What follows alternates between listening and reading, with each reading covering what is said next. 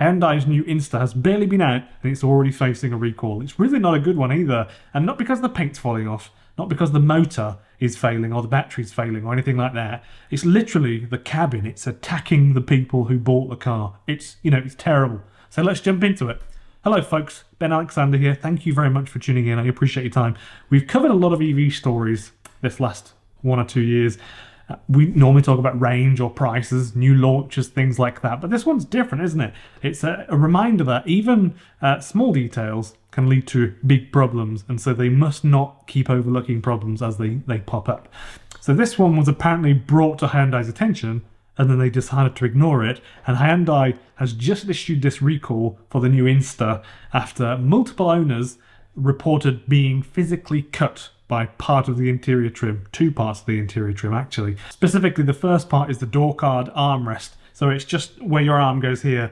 There's a bit where 2 pieces of plastic components meet, and then that seam is forming a sharp edge depending on the temperature and assembly tolerances, and it's literally cutting people. So that's the first part, but that's not the bad one. Hyundai says it's received at least a dozen formal complaints about that particular part so far. The bad one, which we'll get into in a minute, is much worse than that. It's actually making people go to hospital. At least 2 drivers required minor medical attention, mostly small lacerations on fingers or palms. Obviously, it's not like the car is literally slicing people open, but it's bad enough that they are having to go to hospital for a stitch or some skin work, basically. And I don't mean a tattoo.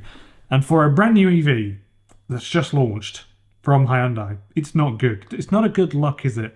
The main issue, though, is actually the trim under the seat. So when people are putting their hands underneath the driver's seat to adjust the seating position, the car's slicing their arm a little bit and hand, and that's the main problem. So that's really been sending people to hospital. If we're honest, recalls happen all the time. This one is unusual for a couple of reasons. One, it's not a battery, it's not a motor fault, it's not a technology issue, although they've had those. The Inster is supposed to be Hyundai's affordable city EV, designed for young buyers or people that don't really need a car much and they just want to go buy the local paper from them, if we do that sort of thing anymore. But I think some people do. But Sunday drivers, you go to the store, you get some milk and you get a newspaper, that sort of thing. If you're trying to convince people that EVs are safe and easy and then they get cut open by a piece of plastic, it's not ideal. It's not a really good look, is it? Also, you've got to remember as well, Hyundai did have issues in the past with poor panel alignment, paint defects, charging software issues as well, especially on the earliest of the production runs of the Inster. And it's still one of the, my favourite cars actually, but it's had a fair few issues that you can't really ignore. Like I normally say, a spoon is a spoon. It is what it is. I can't delete that. So this adds to the perception that Hyundai still kind of struggles with consistency on their newer vehicles. And obviously they have the issues with 12-volt battery systems where the cars are getting issues all the time. Somebody emailed me recently about Toyota's having the exact same issue, and fascinating email. So Hyundai has just issued this voluntary recall. So they're replacing the affected part, a plastic trim assembly, with a redesigned version that eliminates the sharp seam on the door, and they fixed the bottom bit as well. So dealerships are contacting Insta drivers directly, or the people that bought them, and then the new parts are already rolling out to local service centres. It's a very fast response, which is good, but it also suggests that Hyundai knew this might become a bigger issue because they actually apparently had already redesigned this part and had it basically saved as a file on a computer. So really, that does tell you that they were potentially winging it and just trying to see if it was an issue, and if so, we'll fix it later.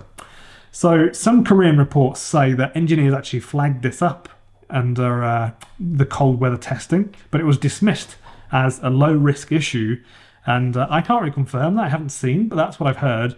It turns out it wasn't, because people have been going to hospital over it. So you can get the Inster as well, just so you know. I think there's a lot of people in Australia waiting, hoping for it to be cheap. It's not that cheap, not really, I don't think. You can go get it in Brisbane right now, in Queensland, $42,900, I think. I think there's maybe 4 of them listed on carsales.com.au. So what do we take away from this? I think it's a good reminder that safety isn't just about airbags and crash zones. It's also about your car not slashing you open like a paper shredder. I think that's something to take away from this. Hyundai is clearly trying to push forward into EVs with the Inster, the Kona as well, brilliant cars, the Ioniq range. I think they offer some of the best driving experiences in the whole world, actually, from all the EVs that I've ever driven, and there are many. I think they're really that good. They're probably in the top 3. I think the Inster is quite expensive, though, for what it is. So this may turn a few people off. You may not like this. But in Brisbane, it's $43,000. It's a lot of money. It's a bit too much money, I think. You can get a brand new Dolphin, if you want to get the smaller one, for $30,000. How the hell does that work? Who would ever buy the Inster if the Dolphin is there for $13,000 less? And to be fair, maybe the range is a bit smaller in the Dolphin, but it's $13,000 less. And they're kind of in the same category, really, the same sort of market. So the Dolphin has similar range. It's actually a nicer place to be in by a long way. Nicer to drive, $13,000 cheaper. So you can basically buy the Dolphin, have a nicer experience, drive it for 200,000 kilometers and pay for your electricity, pay to have it washed every other week and all the services for 10 years and, that sort of thing. And probably a new set of tyres as well. And then you'll still have some change. So what is it that's making people buy one over something that's clearly better? That's what baffles me. It really is. And also, the Dolphin has blade chemistry. The Hyundai doesn't. It has NMC chemistry. It depends which one you get, though. And it's probably priced much higher earlier on in the market, as some brands typically do. Some people say in the comments that when these companies come to market with a new car, they effectively market it at a price to mug people off, to take the money from those people that are super keen on buying it, and then they lower it for a more competitive, reasonable price. And I think, in fairness, that's possibly true. I don't know if it's true, but I think it's probably true. If we compare this over the past 20 years, the competition between Honda with the Honda Jazz and the Toyota Yaris, 2 great cars which I often compare, and they've always had very similar specs, similar size, similar weight, similar power, similar price, basically the same sort of market. The only difference is that Hondas are good at the seats. They have really good back seats which go really, really flat, which is something that Toyota could never manage. And the Inster does actually have that. It's almost identical in the Inster. One of the best things about the Honda Jazz, I think, and the Inster is the fact that the seats go down. So I can imagine that the Inster will be down to $35,000 in a matter of 12 to 24 months because of these sorts of initial prices. And I think they're obviously just priced like this to sell to overly keen people with too much money, and they will start to compete in about a year or two, I think. So in my opinion, if you want one for cheap, just don't buy one yet and you'll do very well.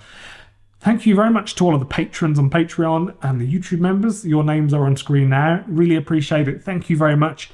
If you've ever got any questions, you can just email me or message me and just let me know if you're a member and a patron. But anyone can, really.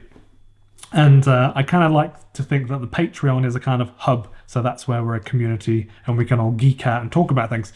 Let me know in the comments, would something like this stop you from buying a car? Would buying the Insta for $13,000 more than a Dolphin stop you buying the car? Because I think it would for a lot of people. And should car makers take more care with trim and finish? Or is this overblown? Should we just not really care? Should we pretend that it's an old Fiat from the 1990s?